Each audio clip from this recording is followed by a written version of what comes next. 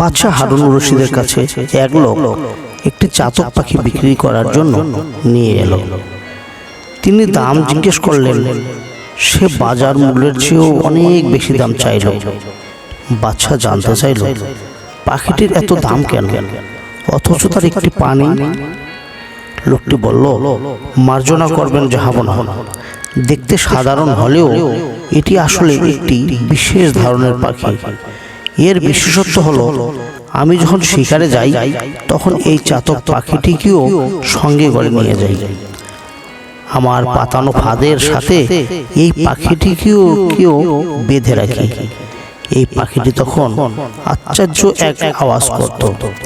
এই আওয়াজ অন্য পাখিদের মনোযোগ আকর্ষণ করত, আর এই আওয়াজ শুনে ঝাঁকে ঝাঁকে পাখি এসে জড়ো হতো। তখন আমি একসাথে সব পাখিকে শিকার করি। বলা যায় এই পাখিটি আমার শিকারের প্রধান ফাঁদ। বাদশাহ তার কথা শুনে পাখিটিকে শিকারের চাহিদা অনুযায়ী চড়া দামে কিনে নিলেন এবং সাথে সাথেই জবাই করে ফেললেন। শিকারী অবাক হয়ে জিজ্ঞাসা করল, জাহাপনা, আপনি অনেক দামে কেনা পাখিটিকে এভাবে জবাই করে দিলেন? তখন বাদশাহ হারুনুর রশিদ তাকে একটা মহামূল্যবান কথা বললেন, যা ইতিহাসে আজও অমর হয়ে আছে।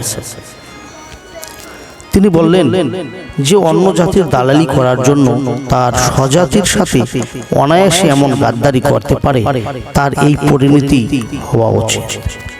হ্যাঁ বন্ধুরা, আমাদের সমাজে, আমাদের আশেপাশে এমন অসংখ্য লোক রয়েছে যারা অন্যের দালালি করার জন্য নিজের স্বজাতির সাথে এমন গাদ্দারি করে আসতেছে।